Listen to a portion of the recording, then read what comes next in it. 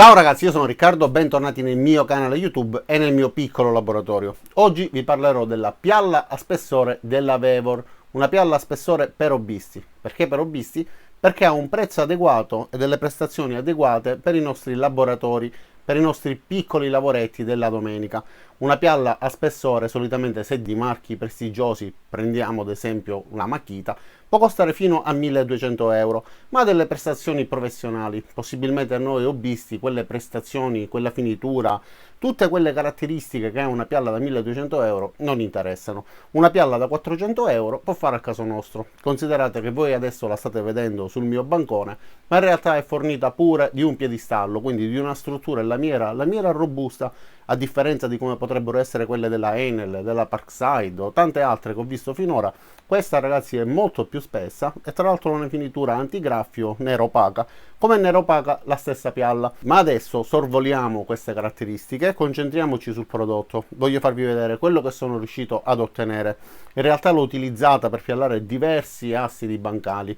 Ho fatto diversi lavoretti, però ne ho ripresi solo un paio e considerate che le riprese risalgono super giù a fine marzo, perché da tanto tempo che la possiedo, però non ho trovato il tempo per poterla recensire. Oggi invece voglio dedicare qualche minuto per farvelo conoscere, quindi se riesci a lavorare bene sugli assi di bancali, riesci a lavorare altrettanto bene anche su assi che siano di spessori, forme e dimensioni differenti. E a proposito di dimensioni e forme, puoi piallare dei pezzi che abbiano un'altezza massima di 16 cm ed una larghezza massima di 33 cm. Ora comunque cambiamo davvero inquadratura e ve la faccio vedere nei dettagli. Iniziamo.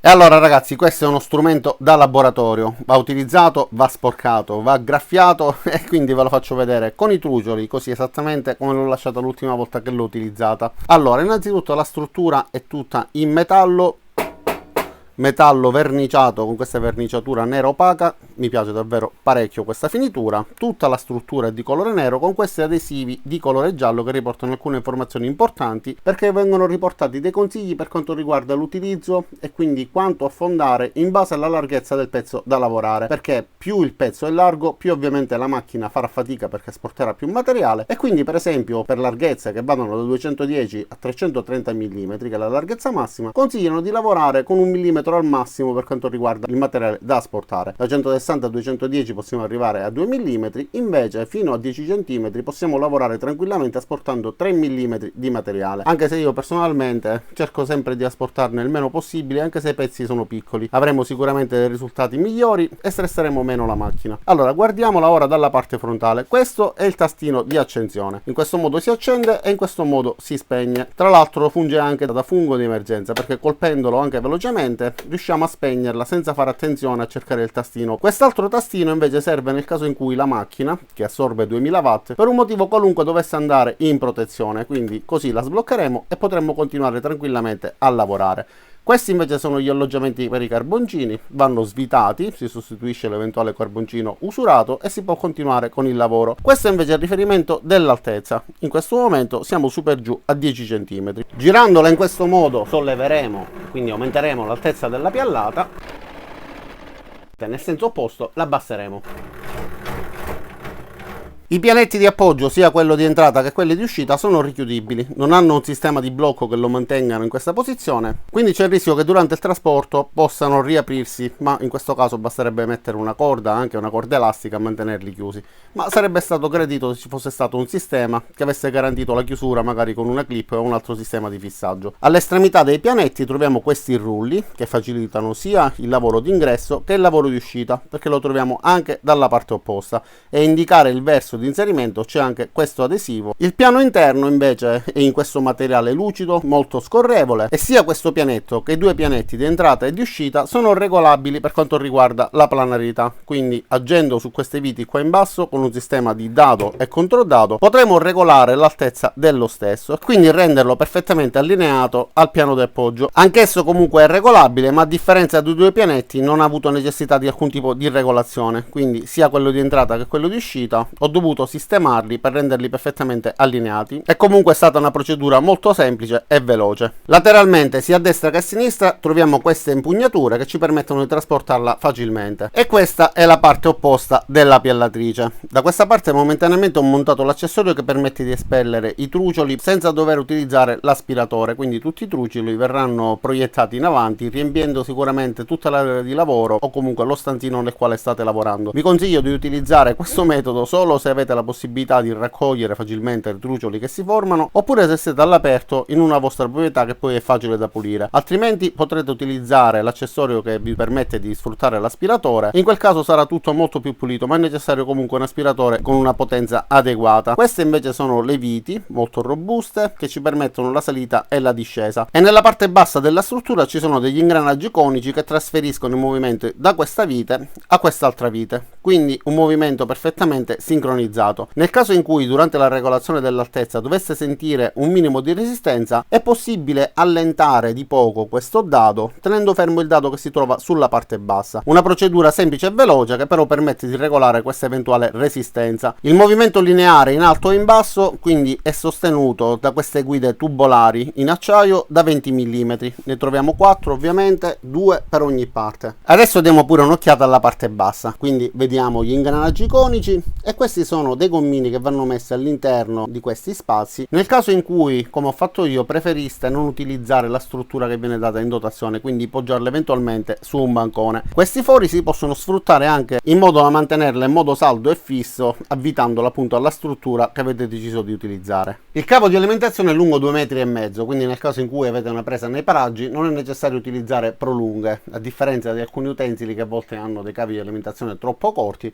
Effettivamente in questo caso abbiamo una buona lunghezza. E a proposito di alimentazione e spegnimento, poco fa vi ho detto che questo tasto funge anche da tasto di emergenza, quindi una volta colpito in questo modo semplicemente con un tocco si può spegnere, ma ha anche un sistema che ci impedisce di accenderla contro la nostra volontà. Quindi se per un motivo qualunque volessimo impedire a qualcuno di accenderla, basterà asportare questa parte in plastica di colore giallo, il tastino comunque si solleverà, ma non verrà azionato nulla perché questa parte va ad agire sull'interruttore all'interno. Ma adesso guardiamo la cosa più importante, perché voi sicuramente vorrete sapere come lavora questa pialla a spessore. Allora, innanzitutto è solo una pialla a spessore, non è una pialla a filo spessore, quindi è necessario inserire all'interno i pezzi che vogliamo lavorare. Si inseriscono, come abbiamo detto poco fa, da questa parte e c'è un sistema sulla parte bassa con dei dentini che impedisce che lo stesso possa tornare indietro. Sono presenti quindi dei rulli all'interno che trascinano il pezzo alla giusta velocità e delle lame, 2 lame per l'esattezza, che piallano il pezzo durante il passaggio, quindi all'uscita dalla parte opposta avremo un pezzo che ovviamente in base allo spessore che abbiamo deciso avrà una piallata più o meno pronunciata. E la cosa che mi è piaciuta tantissimo è che a differenza di tante altre pialle a spessore, questa non lascia il gradino in uscita. Io non ho notato questo difetto. I 2000 watt di potenza secondo me sono il giusto compromesso per dare una buona potenza a questa macchina ed evitare che eventualmente scatti il contatore per il superamento del consumo. Quindi una pialla che lavora bene, non si sente assolutamente affaticamento durante la piallatura, anche nel caso in cui esageriamo leggermente con la profondità.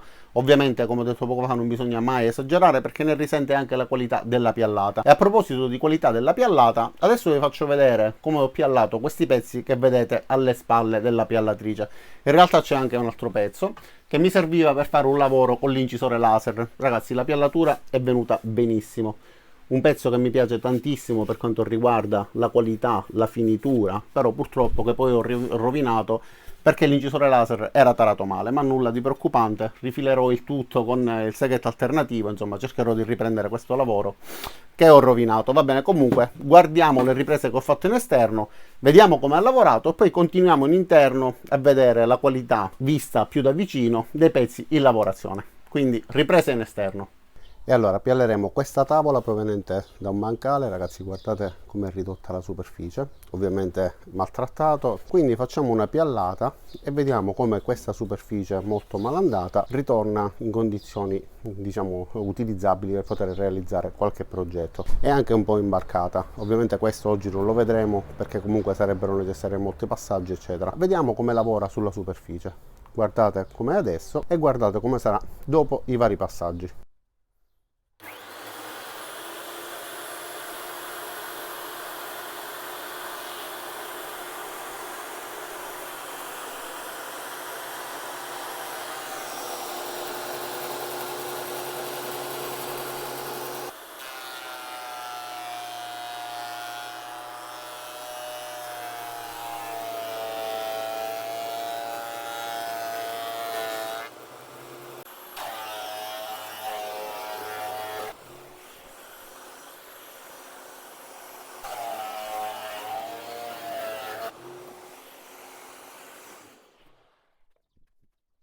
E allora ragazzi, sembra una tavola acquistata in un brico, davvero liscissima, un ottimo lavoro. Da questa parte non farò un ulteriore passaggio, così poi esamineremo per bene la differenza, altrimenti si toglierebbe la parte più grezza. Voglio utilizzare queste parti, anche se sono minime, per vedere com'era e com'è diventato. Rimuoviamo quindi questa finitura da questo pezzo in larice, ipotizziamo che a noi serva liscio, quindi rimuoviamole e vediamo di portare questo lato e questo lato nelle stesse condizioni.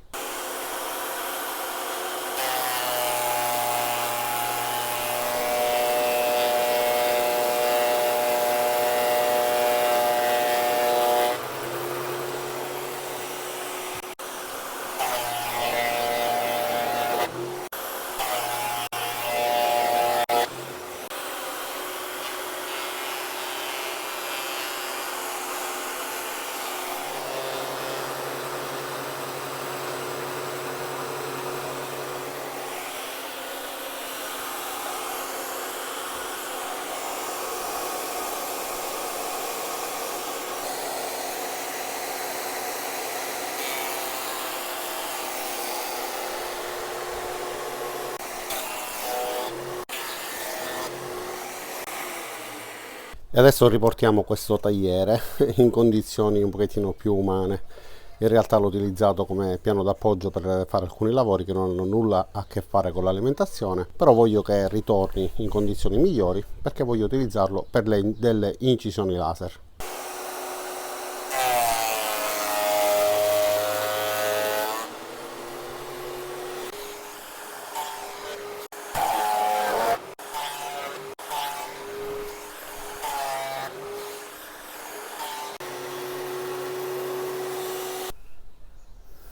Adesso c'è un abisso rispetto a prima, ma adesso voglio esagerare. Guardate come è ridotto questo pezzo in condizioni pietose. Ovviamente questa parte probabilmente salterà via perché è davvero molto malandato.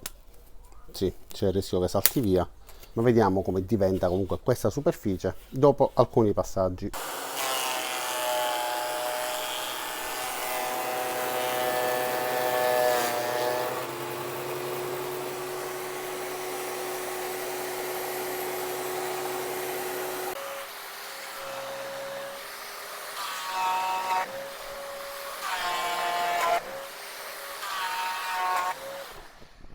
E allora il legno era letteralmente marcio, tutto scavato. Comunque, per quanto riguarda la finitura da superficie, abbiamo un risultato eccezionale. E allora ragazzi, quindi avete visto le riprese in esterno, avete visto come lavora la macchina, semplicissima da utilizzare. Si inserisce il pezzo, se necessario si fa il numero di passaggi adeguati ad ottenere la finitura che preferiamo. Ma a proposito di finitura, guardate, questo pezzo di larice ha questa finitura asportata perfettamente. Questa è la parte opposta, guardate anche il riflesso della luce, un pezzo che è riuscito molto bene, secondo me, soprattutto, ripeto, per un utilizzo hobbistico, questo livello di piallatura è più che sufficiente. Quindi guardiamo anche quest'altro pezzo che, come vedete, è anche imbarcato e storto. Questo proviene da un bancale, ragazzi, ha una finitura adesso, tranne in un punto che ho lasciato appositamente rovinato, che sembra quasi quella delle tavole vendute nei brico. Guardate, era in queste condizioni, era proprio malandata. Siccome è tutta storta, ho preferito lasciarla in questo modo per farvi vedere la differenza, e c'è una differenza abissale da come era a come è diventata. Secondo me è un lavoro buono, un lavoro che, anche se non è a livello professionale, sicuramente, ripeto, all'interno di un laboratorio di un hobbista, spendendo solo 400 euro anziché 1200 euro, riusciamo a recuperare tanto materiale e a ottenere dei lavori con degli assi che abbiano tutti lo stesso spessore. Perché a volte capita di avere degli assi che siano levigati bene, che ci permettono di fare dei bei lavoretti, che però poi alla fine presentano sempre delle irregolarità per quanto riguarda lo spessore finale. Quindi una è 18 mm, l'altro è 17,5, e poi quando affianchiamo delle tavole per creare per esempio un tavolino si vedono questi gradini fastidiosi. Tra l'altro si possono incollare ovviamente prima di raggiungere la larghezza massima di 33 cm e piallare contemporaneamente dei pezzi che siano già incollati fra di loro. Però ora, mentre vi parlo, sto notando che effettivamente da questa parte un minimo di quel gradino di cui vi ho parlato effettivamente si è formato. Da questa parte si intravede, però è davvero minimo. Ora con il riflesso della luce sembra tanto, però per correttezza, siccome è una recensione dovete sapere quello che comprerete, allora voglio farvi vedere che da questa parte un minimo si è formato ed è l'unico pezzo nel quale si intravede questo segno. Però sugli altri pezzi, ripeto, ne ho fatti tanti, io non l'ho notato nemmeno da questa parte. Comunque vi faccio vedere ora il pezzo che era letteralmente rovinato, marcio, mangiato da qualche tarlo.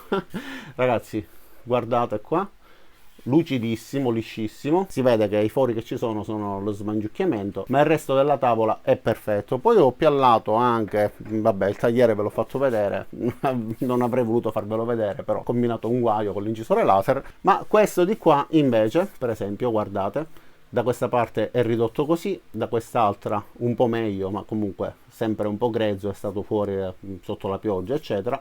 Guardate con pochi passaggi come è diventato perfetto. E che differenza c'è tra questa parte e questa parte? Quindi se abbiamo dei listelli di questo tipo, sono rovinati, 2-3 passaggi riusciamo a recuperare, non solo a recuperare, ma a renderli dello stesso spessore da tutti e due i lati, quindi altezza e spessore, riuscendo a lavorare con dei pezzi che abbiano appunto delle misure perfettamente corrispondenti. Ragazzi, cosa dire di questa pialla? Pro e contro. Allora, i pro sono effettivamente il prezzo, la qualità generale, perché effettivamente in proporzione al prezzo comunque funziona bene. La qualità della piallata mi piace, il fatto di avere la possibilità anche di utilizzare l'accessorio per espellere i trucioli oppure di utilizzare per esempio l'aspiratore, la regolazione dell'altezza, la sicurezza per quanto riguarda il tasto non sono da sottovalutare, la lunghezza del cavo è pure un vantaggio, la presenza dei rulli anche sulla parte superiore, la regolazione dei pianetti che comunque sono robusti e resistenti. E cosa c'è di contro? Una pialla che non mi ha dato alcun tipo di problema. Riconosco che non è professionale, sono consapevole che le pialle professionali sicuramente hanno prestazioni migliori, possibilmente meno rumorose, possibilmente con uno scorrimento ancora più fluido e chissà con quante altre cose che io non conosco perché non le possiedo, ma questa finora per tutto quello che ci ho fatto secondo me è più che conveniente. Quindi se cercate una pialla che sia economica, che anche se su questo pezzo mi ha fatto quel minimo gradino che secondo me comunque è evitabile perché sugli altri pezzi non l'ho notato, e allora potrebbe essere la pialla ideale per tutti gli hobbisti. Se avete 1200 euro da spendere per una Makita, il discorso ovviamente cambia. Ma io, a differenza di tanti altri youtuber che partono recensendo l'avvitatore della Parkside o l'avvitatore comunque da pochi euro e poi vi propongono l'avvitatore della Festool o chissà quale altro marchio costosissimo dicendovi che un hobbista si deve adeguare, non lo ritengo opportuno. Io ritengo più opportuno che se mi capita l'occasione di recensire un prodotto costoso, io dica che sia un prodotto per professionisti, un prodotto costoso dedicato a chi deve utilizzarlo per lavoro, ma in questo caso per chi deve utilizzarlo nel proprio laboratorio per fare dei bei lavori con delle belle finiture, per passare una domenica in relax, allora spendere 400 euro va bene, spendere di più solo se avete la possibilità di farlo e vi va di spendere quella cifra. Vi lascerò il link per poterla vedere sul sito del venditore e eventualmente acquistarla per fare i vostri lavoretti. Spero che questo video vi sia piaciuto, vi sia stato utile per conoscere questo prodotto, capire quali sono le sue prestazioni che a me sono piaciute, eventualmente quindi comprarlo. Vi saluto, vi ringrazio di nuovo, vi invito ad iscrivervi al mio canale, mettere mi piace a questo video, cliccare sulla campanella qua giù attivando le notifiche in modo da ricevere appunto un'email quando caricherò i prossimi video e ci vediamo a tutti nei prossimi caricamenti. Ciao da Riccardo e a presto!